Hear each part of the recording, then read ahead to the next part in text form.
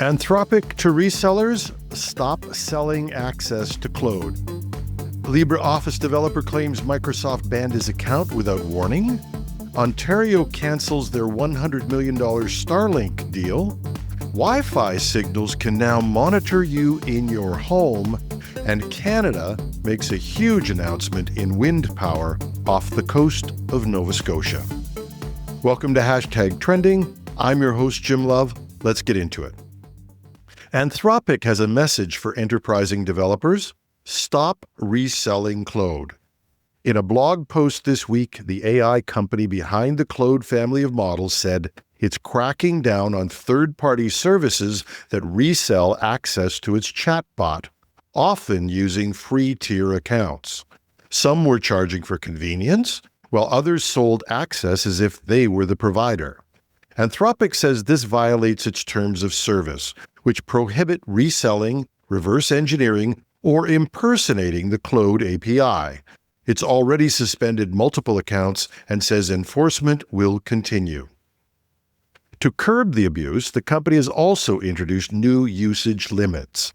These include stricter rate caps for free users and technical changes to detect unusual access patterns, particularly from automated or bulk querying services. Claude 3.5 Sonnet, the company's top model, is free for individuals on Claude AI. Its strong performance in coding tasks may be fueling this surge in demand, but Anthropic says resale is off limits, and it's evaluating how to license access properly in the future.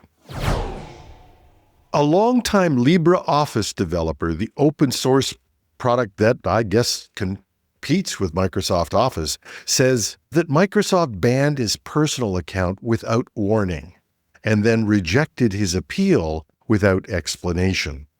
In a blog post, developer Andreas Heinlein claims that he lost access to his personal Microsoft account, which he used for everything from GitHub to Azure. He said he received a notice that the account had violated Microsoft's terms of use, but the company didn't specify what the violation was. Heinlein says he tried to appeal, but that was also denied automatically. Microsoft allegedly provided no contact option to escalate the issue or request further clarification. At the time of the ban, he said he was using the account to test LibreOffice builds on Windows. He stressed that he had not used the account for anything suspicious or abusive. Now, this incident has raised concerns among open-source developers who rely on Microsoft services. Heinlein says that without any transparency or way to appeal, developers could be locked out of key services with no recourse. Microsoft has not yet commented publicly on the claim. The Ontario government has canceled a $100 million contract with SpaceX's Starlink just months after signing it to expand broadband to isolated northern communities. The deal, originally announced in February, was aimed at bringing high-speed satellite internet to underserved communities in the far north. Critics of the Ontario decision questioned both the original rush into the contract and the cost. $100 million to serve 15,000 people seemed excessive. Other Canadian suppliers protested they could do it at a far lower cost. Some observers suggested the original deal was politically motivated, a bid to curry favor with the U.S. administration during a period when Elon Musk still held sway in Washington. But with U.S.-Canada relationships strained over tariff threats, Premier Ford angrily threatened to rip up the deal at one point. Then he quietly backed down on that threat when relations seemed to improve. But after the U.S. again threatened devastating tariffs, particularly to Ontario's automotive sector, and in light of Elon Musk's fall from grace, the cancellation was on again. The Ford government had apparently even drafted legislation earlier this year to back out of the agreement, insulating themselves from any legal action. But it appears that cooler heads prevailed when the government discovered that a number of other northern services, particularly in healthcare, and a huge portion of the rural population had grown dependent on Starlink services. So the government apparently negotiated a formal end to the contract. No announcement was made, and the government has refused to disclose how much the cancellation will cost the taxpayers. This move has drawn predictable criticism, both for the wasted cost, but in particular, there are, for example, the 15,000 people who are now in limbo, including Indigenous communities that the province is desperately trying to build better relationships with to support the goal of mining development, which requires Indigenous support. But Ontario says it's shifting its strategy, saying it now prefers more fiber-based solutions.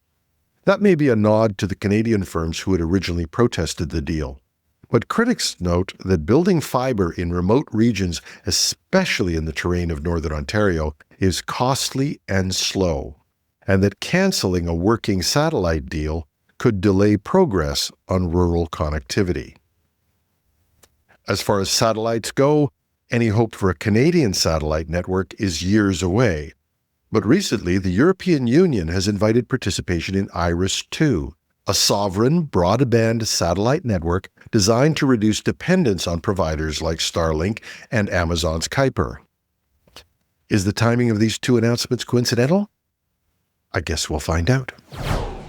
A new technology called Wi-Fi ID may allow devices to recognize and track people using only the way their bodies disrupt wireless signals.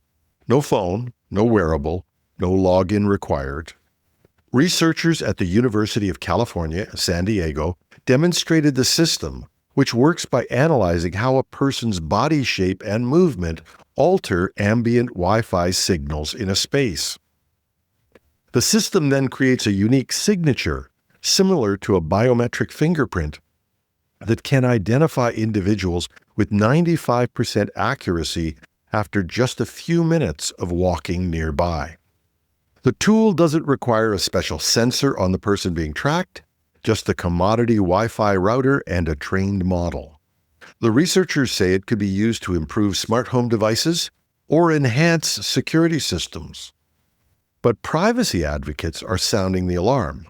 Unlike face recognition or fingerprint scans, Wi-Fi ID doesn't require consent or even cooperation. Once trained, it can identify someone passively, even if they're not carrying any devices. The researchers say their method is not ready for commercial deployment and would require safeguards before being used in real-world scenarios. But with passive tracking technology improving, the boundaries of what counts as biometric data might be shifting. And finally, Canada has designated its first offshore wind energy areas, both of them off the coast of Nova Scotia, in a move that could dramatically boost the province's already growing clean power supply.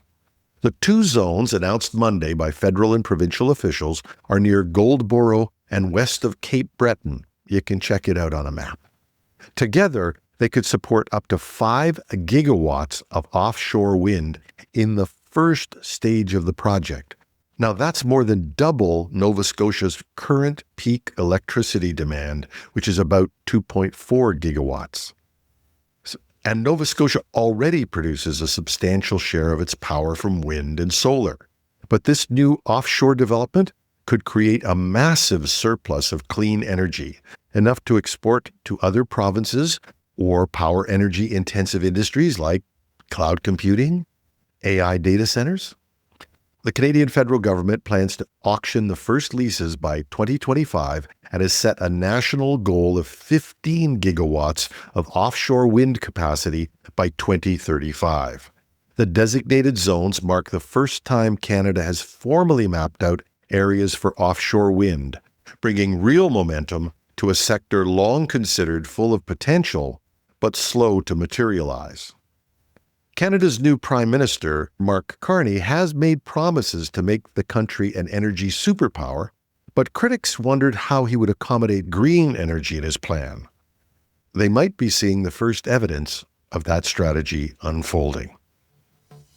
And that's our show. Love to hear from you, unless you are a recent golfer back from Scotland complaining about windmills. And you can reach me at technewsday.com or .ca using the Contact Us tab. I'm just wondering, wait a minute, Can I get my ChatGPT agent to do that? I'll let you know tomorrow. I'm your host, Jim Love, and no matter which way the wind blows, have a thrilling Thursday.